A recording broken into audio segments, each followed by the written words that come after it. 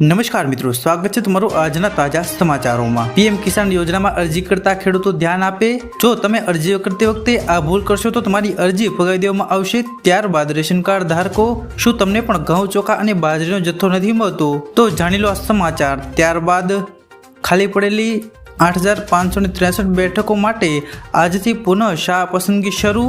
ત્યારબાદના સમાચાર, આ સરકારી યોજના ખેડૂતોને નુકસાનની સંપૂર્ણ ભરપાઈ કરશે, ટેન્શન થશે સંપૂર્ણ સમાપ્ત। તો જાણી લો આ યોજના વિશે ખેડૂતો। ત્યારબાદ અગત્યના સમાચાર, ખાદ્ય તેલો મોંઘો થશે, જૂના ડબ્બાના વેચાણ બંધ કરવા ફૂડ વિભાગનો મોટો આદેશ। તો મિત્રો, આ તમામ ખેડૂતલક્ષી અને લોકોપયોગી સમાચાર જાણીશું વિસ્તારમાં। તે પહેલા આપને જણાવી દઉં કે વિડીયોને અંત સુધી જોઈ લેજો, કેમ કે તમામ સમાચાર, તમામ માહિતી કામની અને ઉપયોગની છે। તેથી મિત્રો, જો વિડીયો પસંદ આવે તો વિડીયોને લાઈક કરજો અને શેર કરજો, અને જો તમે અમારી ચેનલ પર નવા છો તો નીચે આપેલો લાલ કલરનું સબસ્ક્રાઇબ બટન દબાવી અમારી ગુજ્જુ માહિતી યુટ્યુબ ચેનલ સબસ્ક્રાઇબ કરી લેજો।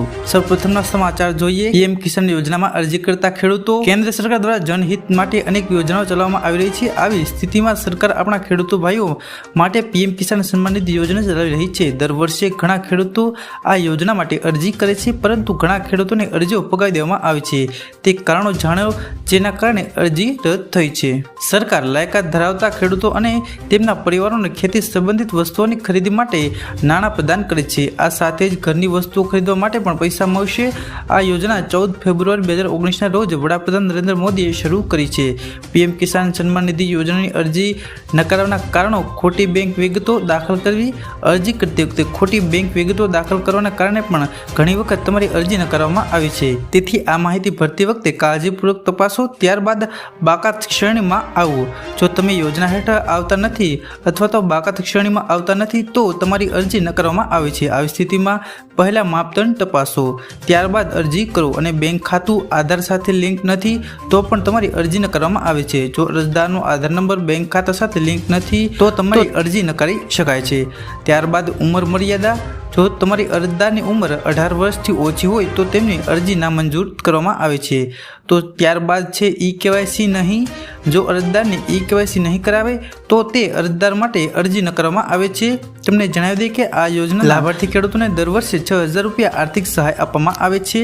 ત્યારબાદના સમાચાર, રેશન કાર્ડ ધારકો ધ્યાન આપે। કેન્દ્ર અને રાજ્ય સરકાર દ્વારા રેશન કાર્ડ ધારકો માટે મોટી સુવિધાઓ ચલાવવામાં આવી રહી છે, જેના કારણે લોકોના ચહેરા પર ખુશી જોવા મળી રહી છે। જો તમે ગરીબીની શ્રેણીમાં આવો છો અને સરકાર દ્વારા આપવામાં આવતા રાશન સુવિધાનો લાભ નથી મળ્યો તો કેન્દ્ર સરકાર પીએમ ગરીબ કલ્યાણ અન્ન યોજના હેઠળ ઘઉં, ચોખા અને બાજરીનું મફતમાં વિતરણ કરે છે। જો કોઈ કારણોસર તમારા પરિવારના કોઈ પણ વ્યક્તિનું નામ રાશન કાર્ડ સાથે લિંક નથી તો તમે આ કામ સરળતાથી કરી શકો છો। રેશન કાર્ડમાં નામ નોંધવામાં આવશે તો જ વ્યક્તિ મફત રાશન સુવિધાનો લાભ મેળવી શકશે। નામ ઉમેરવામાં કોઈ સમસ્યા રહેશે નહીં, જેના કારણે તમારે આ સમાચાર વાંચવા પડશે।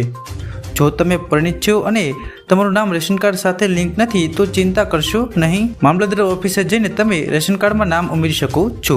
ત્યારબાદના સમાચાર, ખેડૂતોના નુકસાનની ભરપાઈ અંગે। ખેડૂતોને સૌથી મોટી સમસ્યાનો સામનો કરવો પડે છે જ્યારે તેમના ઊભા પાક અમુક કુદરતી આફતોને કારણે સંપૂર્ણપણે નાશ પામે છે। જ્યારે ઘણા મહિનાઓ સુધી મહેનત અને રોકાણ કર્યા પછી પણ પાક નિષ્ફળ જાય છે, ત્યારે ઘણા ખેડૂતોનો લોન ચૂકવવા અસમર્થ હોય છે અને આત્મહત્યા પણ કરે છે। તેવી જ રીતે સરકાર દ્વારા તમામ ખેડૂતો માટે પ્રધાનમંત્રી પાક વીમા યોજના શરૂ કરવામાં આવી હતી, જે અંતર્ગત ખેડૂતોના નુકસાનની ભરપાઈ કરવામાં આવે છે। આ વીમા યોજના હેઠળ 50% પ્રીમિયમ ખેડૂતોને ભરવાનું હોય છે, જ્યારે બાકીનું 50% સરકાર ચૂકવે છે।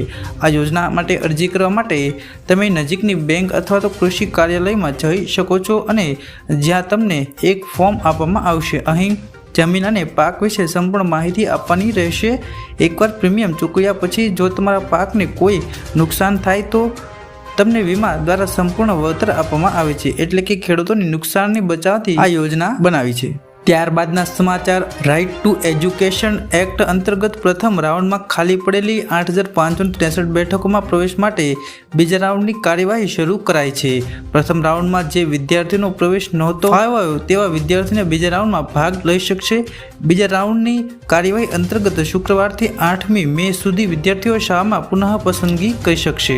આરટી અંતર્ગત ખાનગી શાળામાં 45170 બેઠકો સામે કુલ 1,72,675 ફોર્મ માન્ય રહ્યા હતા, જેમાંથી પ્રથમ રાઉન્ડમાં 39,979 જેટલા વિદ્યાર્થીઓનો પ્રવેશ ફાળવવામાં આવ્યો છે, જ્યારે પ્રથમ રાઉન્ડની ફાળવણીમાં અંતે 5,191 જગ્યાઓ પસંદગી અભાવે ખાલી રહેવા પામી છે. પ્રથમ રાઉન્ડના અંતે 5191 બેઠકો ખાલી હતી અને પ્રવેશ ફાળવણી બાદ 39,979 વિદ્યાર્થીઓ પૈકી 36,607 વિદ્યાર્થીઓને પ્રવેશ કન્ફર્મ કરાવ્યા હતા. ત્યારબાદના સમાચાર. ખાદ્ય તેલ થશે મોંઘું, જૂના ડબ્બામાં વેચાણ બંધ કરવા ફૂડ વિભાગનો મોટો નિર્ણય.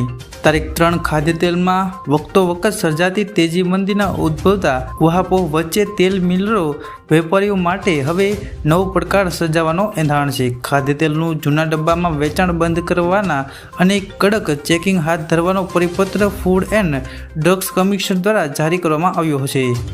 આ નિયમનો કડક અમલથી ખાદ્ય તેલો મોંઘા બનવાની ભીતિ છે. ઉપરાંત ખાલી ડબ્બાની પણ અછત ઊભી થઈ શકે તેવી આશંકા વ્યક્ત કરવામાં આવી છે. રાજ્યના ફૂડ એન્ડ ડ્રગ્સ કમિશનર કચેરી દ્વારા 30મી એપ્રિલે મ્યુનિસિપલ કોર્પોરેશન સહિત તમામ શહેર જિલ્લાના ફૂડ વિભાગના અધિકારીઓને એક પરિપત્ર પાઠવવામાં આવ્યો છે. તેમાં એમ દર્શાવવામાં આવ્યું છે કે food safety and standard regular 2018 હેઠળ સબ રેગ્યુલેશન 2.1.2 ની જોગવાઈ મુજબ ખાદ્ય તેલ સહિત ખાદ્ય પદાર્થોના જૂના ટીમનો ઉપયોગ પ્રતિબંધિત છે. આ સિવાય રાજ્યના ફૂડ વિભાગના આ પરિપત્ર ખાદ્ય તેલ ઉદ્યોગમાં જબરો ઉહાપોહ શરૂ થયો છે. તેલ બજારમાં સૂત્રોનું માનીએ તો અનેક મિલો જૂના ડબ્બામાં હવેથી પેકિંગ બંધ કરવાનો નિર્ણય લીધો છે અને આ વિશે વેપારીઓ સંદેશો આપવાનું પણ શરૂ કરી દીધું છે. તેલ બજારના ધારાધોરણ મુજબ વેપારી ખરીદ કરે પછી કેટલાક દિવસો સુધી માલ મિલોમાં રાખવા હોય અને જરૂર પડતા ઉપાડતા હોય છે.